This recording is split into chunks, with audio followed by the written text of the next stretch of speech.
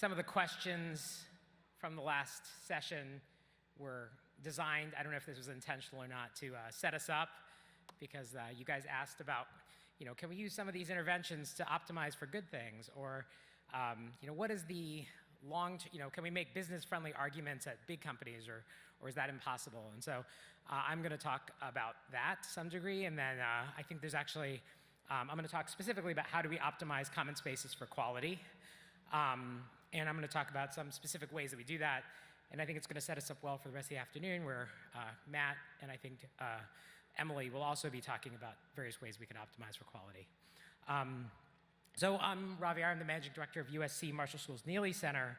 But before that, I worked at Facebook, now known as Meta, for about 4.5 years. I started off as a data science manager. My job was to count how many times people reported comments for bullying and harassment, or they saw hate speech in the comments. I realized that we could drive those numbers to really low numbers, the numbers they report to society. We still wouldn't solve the problem, because a lot of the things that people experience as harmful are not what we count as far as policy violations. So I moved to research, tried to close some of those policy gaps.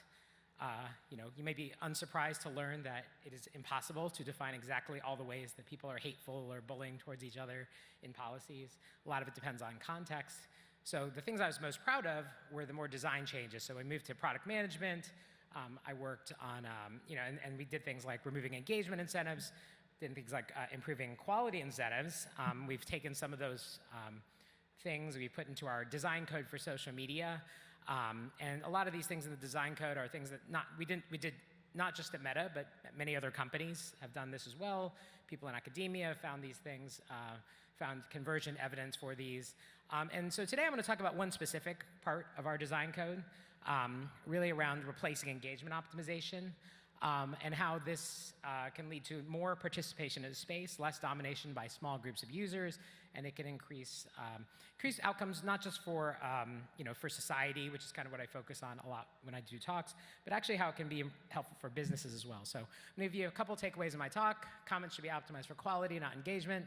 It's better for users in society, which will probably be self-evident to you guys, but it's also better for businesses, and this is how we can make the argument so that companies actually start doing this. And I'll give you a couple examples of how we would do this. You could use subjective surveys, which is what I will focus on, but you can also use objective attributes, which is actually, I think, more what Emily will talk about, or you could use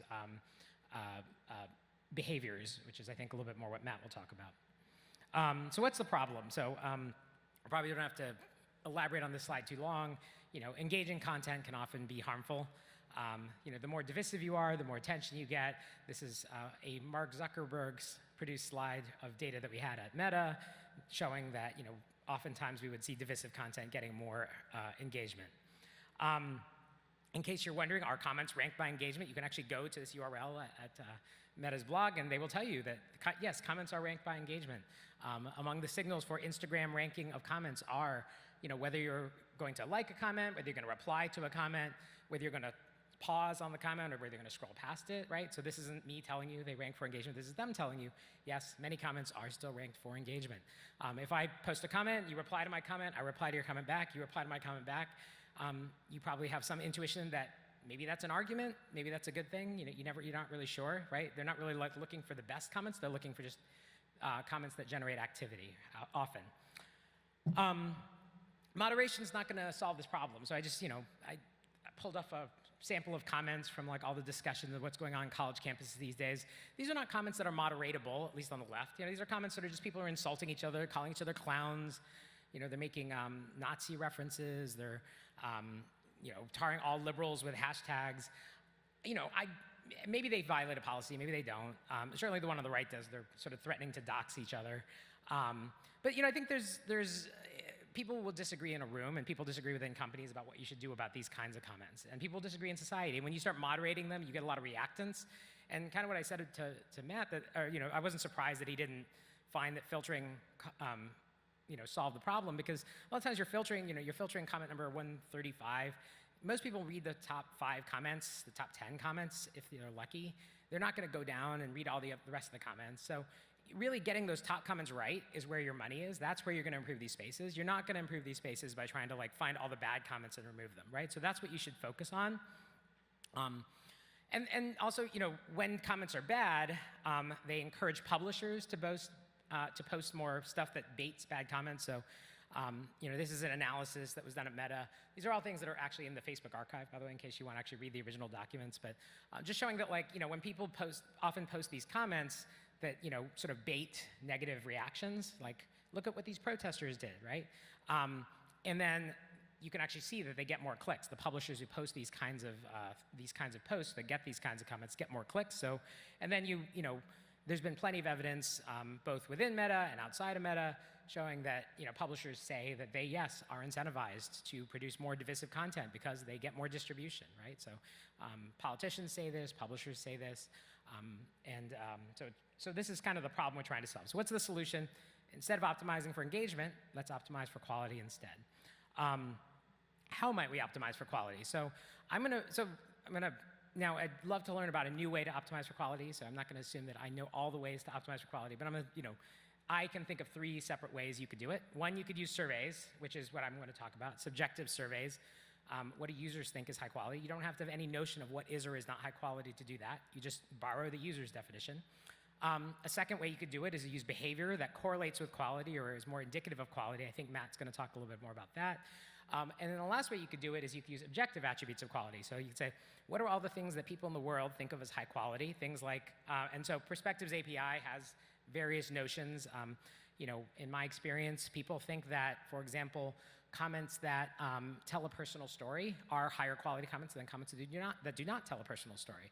So if you rank for comments that have more personal stories or that are more emotionally supportive or have these other positive attributes, you will naturally get higher quality comments because these are the attributes that people in society think are attributes of high quality comments.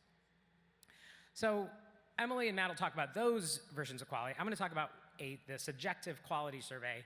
And again, this is something, there are links. You can sort of read about all this work directly if you want. And this is what this looks like. So for every comment on Meta, there's a random chance that you will get a survey that asks you, is this comment above high or low quality? And you can just answer that question. And then if you ask this question enough times, you have a bunch of data about the kinds of comments that people think are high or low quality. And then, there's nothing really magical about this question. We also have a version like, do you think this comment above is good or bad across cultures? So every box here is like in a different language. These questions more or less correlate with each other. The high or low quality question is not perfect. There is no perfect question in my experience. You can get sort of better or worse, but all of them will give you some signal. They all kind of relate to reactions. So, when Matt talks a little later about like positive motifs, quality and giving a love reaction on a post are positively related. On the x-axis here we have the number of love reactions, so that's why they're missing on some of these because like there are not many posts that get tons of love reactions. And then you can see that in general, the higher quality the post, the more love reactions it gets. It also makes you think about like, love reaction is just one kind of sort of effortful, explicitly positive thing that you can engage with. If you had a respect reaction, if you had an informative reaction, those would be other ways that you could elicit this quality signal maybe in a more scalable way.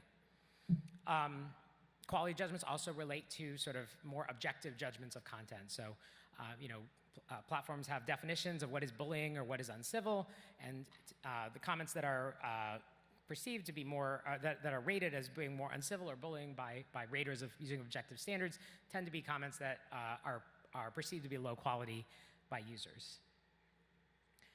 And probably the most interesting thing you can do with this is you can build models. You can take all the data you got of people's perceptions of what are high or low quality comments, and you can build a machine learning model. And you can have a prediction of, for any comment, is it high or low quality? And so this is just showing across cultures, across languages. On the x-axis is the model prediction of what is a higher quality comment. And then on the y-axis is like people's actual perceptions or their actual survey responses. And in general, the higher the survey prediction, the higher the likelihood. It's not perfect, but it's at least, you can at least, and this is a long time ago. Models have gotten better. So what can I do with this survey? All right, so I'm going to show you the results of like what we do, or at least one result that I was able to pull from the public archives.